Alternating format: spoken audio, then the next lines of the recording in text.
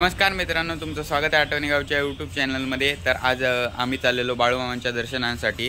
तर रस्त्यात जातच होतो तर राधानगरी तिथे थांबलो। तर इथे पाहिलं की बासुंदी चहाचा स्टॉल आहे। बासुंदी चहा काहीतरी नवीनच ऐकल्यासारखं वाटलं, तर आज इथे थांबलो आणि इथं चहा पिली आहे। तर चला त्यांच्या मालकांसोबत बोलूया व बघूया ते कधीपासून हे दुकान चालवत आहेत।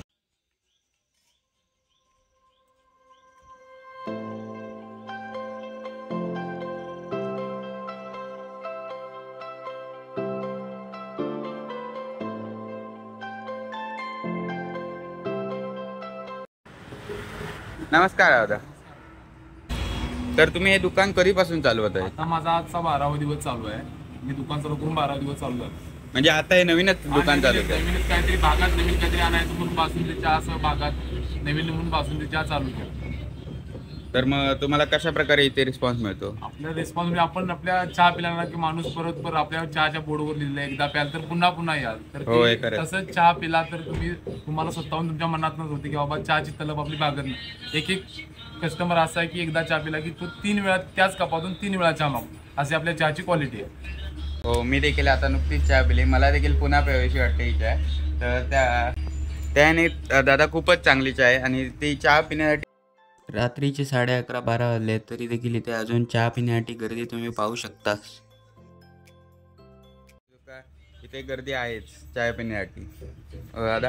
ओके, ठीक आहे, चला, धन्यवाद दादा। धन्यवाद दादा, धन्यवाद। आठवणी गावचे यूट्यूब चॅनल तुम्ही सबस्क्राईब आणि लाईक जरूर करा आणि परत आमच्या या टपरीवरून तुम्ही चहा प्या। धन्यवाद दादा। ओके, धन्यवाद दादा।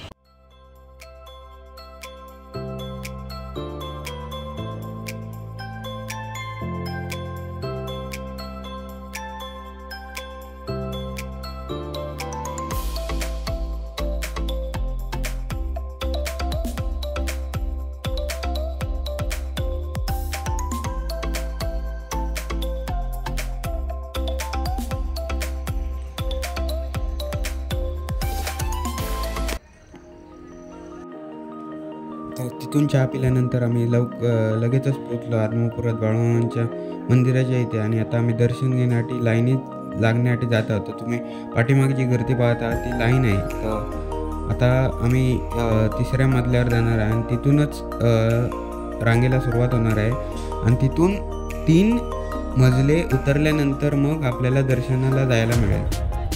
तर अशा प्रकारे इथे खूप गर्दी आहे, कारण आज अमावस्या आहे। अमावस्येला इथे भाविक खूप जास्त प्रमाणात येत असतात आणि आम्ही देखील आलेलो आहोत। तर इथे गर्दी तुम्ही पाहू शकता की किती गर्दी आहे। आणि चला मग आता रांगेत लागायला आता नुकतंच 1 वाजला आहे, तर 1 वाजता आम्ही रांगेत लागलो आहे। माझ्या मते कमीत कमी 3:30-4 तरी वाजतील दर्शनाला। ही गर्दी खूपच दिसते तुम्हाला, प्रचंड गर्दी आहे दर्शनासाठी। अमावस्येच्या दिवशी इथे गर्दी नक्कीच असते आणि ही गर्दी आज अनुभवायला देखील मिळत आहे। दर्शनासाठी इथे लांबून लोक येत असतात। बाळूमामांच्या एका दर्शनासाठी खूप लांबून देखील लोक येतात। आता अमावस्येच्या दिवशी आम्ही रस्त्यावरून येत होतो, तर रस्त्यावर फ्लायओव्हरवरती जागा नव्हती गाड्या लावण्यासाठी, इतकी गर्दी झालेली होती। तर लोकांना लवकरात लवकर दर्शन मिळेल व दर्शन मिळण्या अगोदर लोकांना या TV मधून बाळूमामांचे दर्शन थेट बघायला मिळते।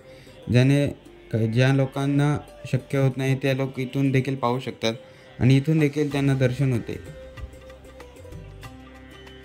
बाळूमामांच्या एका दर्शनासाठी। ही गर्दी तुम्ही पाहू शकता, इथे लहान मुलांपासून ते वृद्ध माणसांपर्यंत सर्वजण आहेत बाळूमामांच्या एका दर्शनासाठी। आणि आता दर्शनाकडे आम्ही जातच आहोत। आता आम्ही आहोत दुसऱ्या मजल्यावर आणि आता दुसऱ्या मजल्यावरून आम्ही पहिल्या मजल्यावर जाणार आणि तिथून लवकरच दर्शन होईल याची इच्छा आहे। तर आता आम्ही दुसऱ्या मजल्यावरून पहिल्या मजल्यावर जात आहोत। तर आता थोड्याच वेळात आता आम्ही पहिल्या मजल्यावर पोहोचू आणि तिथे खूप गर्दी आहे असं मला दिसत आहे, कारण खालती पाहता इथे गर्दी काही कमी दिसत नाही, इथे खूप गर्दी आहे आणि हे दर्शनाकडे जाण्याचा मार्ग आहे। तर इथूनच आता आम्ही खाली जाणार। ही 3 नाही, खरं तरी 5 मजली इमारत आहे, परंतु खूप अधिक भाविक नसल्यामुळे इथे 3 माळेच ओपन केलेले आहेत, जेणेकरून लोक इथे दर्शनाला जाऊ शकतात।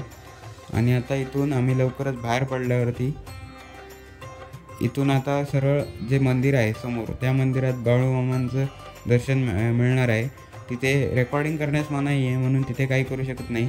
पण इथून तुम्ही भाविकांची गर्दी पाहूच शकतास.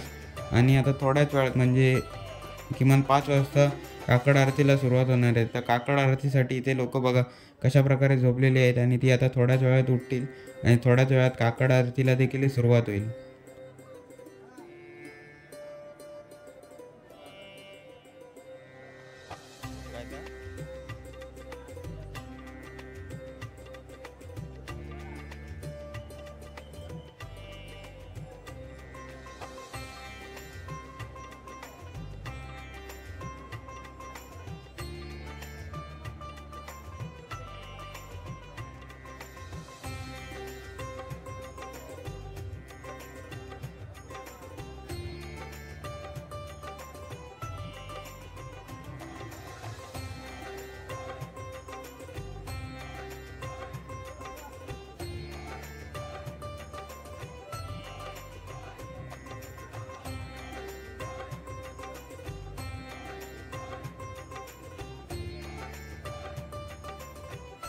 आता दर्शनाचा खूप जवळ पोचला आहे. तर आता दर्शन घेतो आणि त्यानंतर मग पुढील व्हिडिओला कंटिन्यू करतो.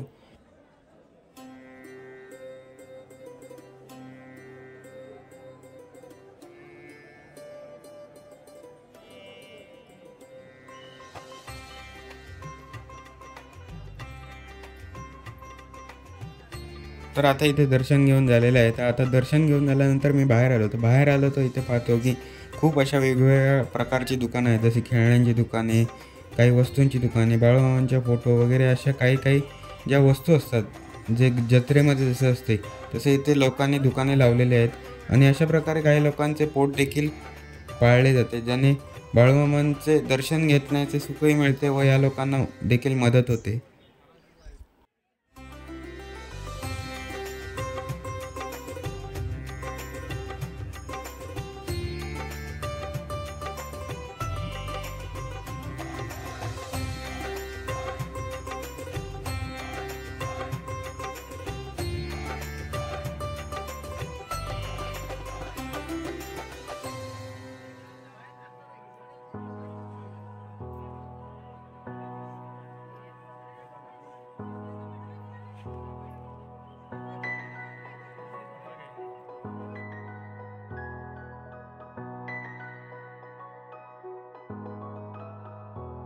खरेदी करून तर झाली. आता बाळूमामांचा प्रसाद म्हणजे आंबील ते घेण्यासाठी आलो. आता इथे तुम्ही माझ्या पाठीमागे पाहू शकता की किती गर्दी आहे आंबील घेण्यासाठी. आता मी पण देखील जाणार आहे आंबील घ्यायला. बाळूमामांचा प्रसाद घेतल्याशिवाय इथून कोणीही जात नाही.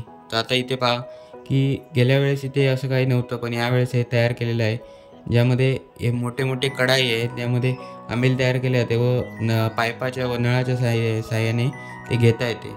आता मी तुम्हाला ते दाखवणारच आहे. चला तर मग तिथे जाऊन आंबील घेऊया आणि बाळूमामांचा प्रसाद घेऊया.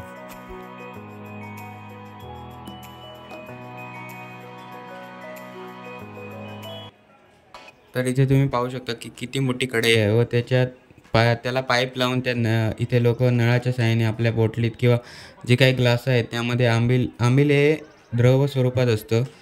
ते पिता येतं, ते खाता येत नाही. ते नाचणीच्या सतूसारखं म्हणजे नाचणीची पेज म्हणता येईल त्याला, तशा प्रकारे काही असतं. ते खूप पौष्टिक असतं आणि तो प्रसाद म्हणून दिला जातो. तर इथे तुम्ही पाहू शकता की लोक बॉटलमध्ये भरून किंवा ग्लासमध्ये भरून पित आहेत.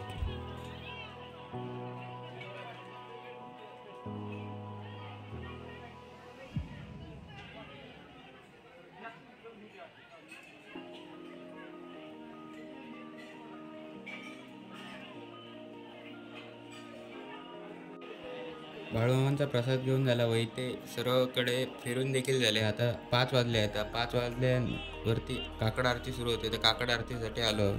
तर आता काकड आरतीची तयारी चालू आहे. आता थोड्याच वेळात म्हणजे एक 10-15 मिनटात काकड आरतीला सुरुवात होईल. पाठीमागे तुम्ही गर्दी पाहूच शकतास की इथे खूप गर्दी आहे. आता जी लोक झोपलेली होती आता ती उठायला लागली, तर उठली आहेत आणि आता थोड्याच वेळात काकड आरतीला सुरुवात होणार आहे. तर ती तुम्ही माझ्या व्हिडिओच्या द्वारे पाहू शकता.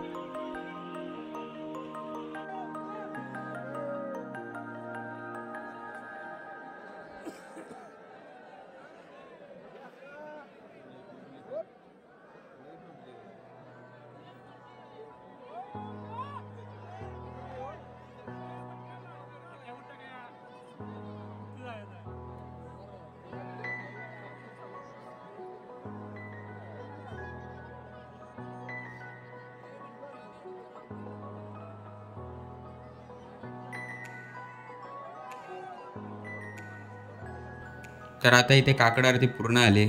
आता तिथून बाहेर निघाल्यानंतर काही मला व्हिडिओ करायला भेटला नाही कारण खूप गर्दी होती. तर तुम्हाला आजचा व्हिडिओ कसा वाटला कमेंटमध्ये नक्की कळवा आणि लाईक शेअर सबस्क्राईब करायला विसरू नका आणि बेल आयकॉनही नक्कीच दाबा. धन्यवाद.